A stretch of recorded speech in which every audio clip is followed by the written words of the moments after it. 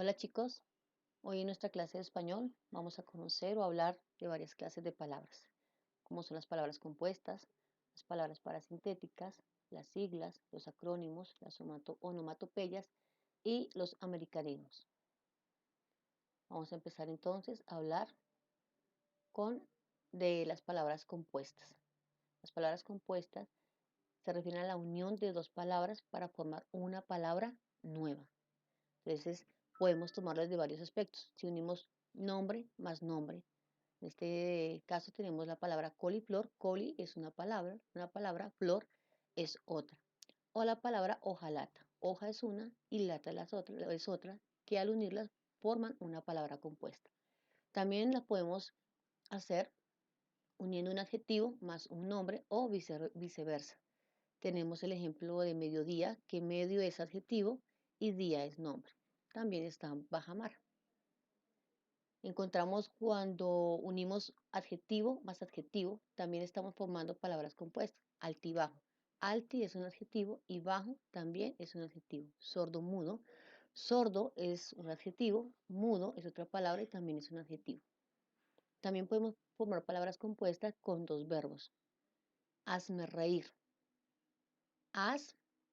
Hazme es del verbo hacer y reír del verbo reír. O el verbo o la palabra vaivén, que está formada también por dos verbos. También lo podemos hacer con un verbo y un nombre. La palabra quitanieves. Quita es el verbo, nieves es una palabra, es un nombre. O la palabra rompecabezas. Rompe, que viene del verbo romper, y cabezas, que es una palabra. También la podemos armar con los números ordinales. Recordemos que los números ordinales son aquellos que expresan orden. Tenemos la palabra decimotercero, que son dos palabras, palabra décimo y tercero, y formamos una sola, una palabra compuesta.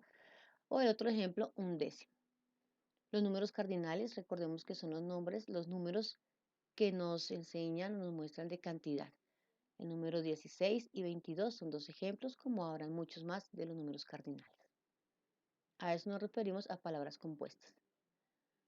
Ahora vamos con las palabras parasintéticas. Son la creación de palabras uniendo un prefijo y un sufijo. Recordemos que tanto el prefijo como el sufijo son afijos que van, si es prefijo va antes del lexema o raíz, y si es sufijo son aquellos partículos afijos que van después del lexema o la raíz. Vamos a ver unos ejemplos. Entonces tenemos la palabra empapelar. La palabra o el lexema vendría a ser papel y la palabra vendría a ser lo que es el prefijo, pero al tomar el prefijo con parte del lexema, empa, esta palabra no existe.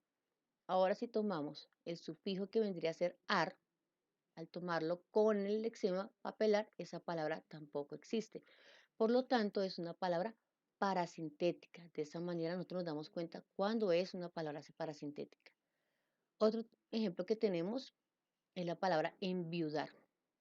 El lexema es viudo, pero vemos que tiene un prefijo en y un sufijo ar, que al formar la palabra, el prefijo con el lexema enviud, esa palabra no existe. Y si la tomamos, el lexema con el sufijo viudar, tampoco existe esa palabra. Por lo tanto, la palabra enviudar vendría a ser una palabra parasintética.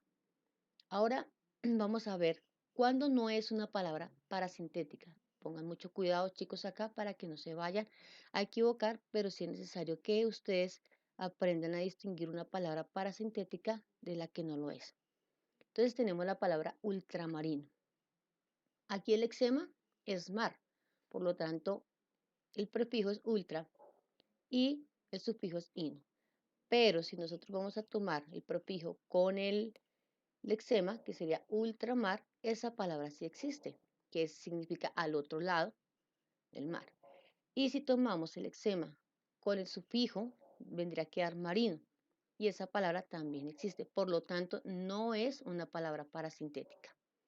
Espero que, chicos, esto lo tengan muy claro, lo estén repasando para que no se vayan a equivocar. Ahora vamos a conocer lo que son las siglas. Las siglas son palabras formadas por las letras iniciales de una frase o expresión. En algunos casos no se toman todas las las palabras. Por lo general las siglas van en mayúscula y no llevan puntos ni espacios. Vamos a conocer los ejemplos. Tenemos ONU, que significa Organización de las Naciones Unidas. Nos damos cuenta que no se usan todas las palabras ahí en la sigla, sino las más importantes. Otro ejemplo sería OTAN, Organización del Tratado del Atlántico. Igual, solamente se utilizan las letras iniciales de las palabras más importantes. Estados Unidos, aquí vamos a ver que la palabra Estados Unidos va en plural, Estados Unidos. Entonces, dentro de la sigla, para que nos demos cuenta que va en plural, vamos a repetir o a duplicar las primeras letras de cada palabra. Por eso Estados Unidos lleva doble E y doble U, así nos damos cuenta que es una palabra que va en plural. Vamos a hablar ahora de los acrónimos. Los acrónimos son palabras que se crean por grupos de letras iniciales o finales. Se escriben en minúscula. Tenemos, por ejemplo, SIDA, que significa síndrome de inmunodeficiencia adquirida.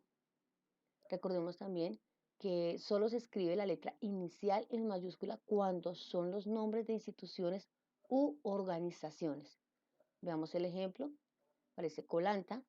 Colanta dice Cooperativa de Lácteos de Antioquia. La primera letra va en mayúscula porque es una institución u organización. Solamente en este caso va la primera letra nomás en mayúscula. Ahora vamos a ver o hablar de las onomatopeyas. Las onomatopeyas son palabras que intentan imitar los sonidos de la realidad, sea humano, animal o físico. Estas son muy usadas en figuras artísticas ilustrativas como lo son los cómics. Pero para poderlas trabajar, vamos a ver de qué manera lo podemos hacer. Encontramos físico o artificial. Tenemos el ejemplo del tic-tac, que es el reloj. Tenemos el boom, que es la explosión. Son sonidos imitados precisamente de lo físico o lo artificial. En la parte de los sonidos imitados, vamos a lo humano, que es el muac, que es un beso, el jajaja, que se refiere a la risa, el que se refiere a algo sabroso. Continuamos con los sonidos imitados de la realidad de los animales.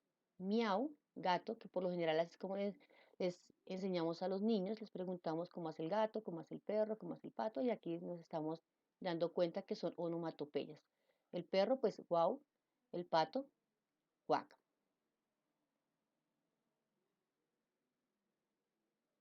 Vamos a continuar con los americanismos. Los americanismos son palabras o expresiones tomadas de lenguas nativas americanas y utilizadas en el español. Recordemos que vayamos un poquito a la historia. Cuando llegó Cristóbal Colón a América, desde el mismo momento que llegó el primer viaje que él hizo, tuvo que relacionarse con las diferentes comunidades indígenas o nativas que habían en América. Entonces, esa relación que se generó tanto en españoles como con las comunidades indígenas provocó que se mezclaran las diferentes lenguas de las dos comunidades. Entonces, los españoles optaron, o les tocó, mejor dicho, tomar de esas palabras para poderlas anexarlas al español, porque habían palabras que ellos no conocían de algunos objetos que encontraron acá en América. Entonces, de ahí fue donde salieron los americanismos de algunas culturas indígenas con las cuales los españoles se relacionaron. Entonces, entre ellas tenemos el aguacate, el chocolate, que para ellos fue algo muy exquisito, les gustó, el tabaco, en animales el caimán, el colibrí, la canoa, la barbacoa, que pues la barbacoa no es así como la vemos hoy en día en una parrilla bien bonita, sino que ellos lo hacían era de una manera más, de pronto más arcaica en ese entonces, ¿no? Pero son palabras que a ellos les tocó adquirir en el español porque no sabían qué nombre darles. Entonces vamos a conocer algunas de las lenguas nativas americanas que aún todavía existen. Entonces está Nahuatl, Quechua, Guaraní, Maya y Aymara. entre otras. Bueno, chicos, espero que les haya gustado el tema. Si de pronto tienen algunas dudas, pueden volver a ver el video. Recuerden que para poder practicar el tema que acabamos de ver, deben realizar la actividad que encontrarán en el blog. Muchas gracias, chicos. Bendiciones.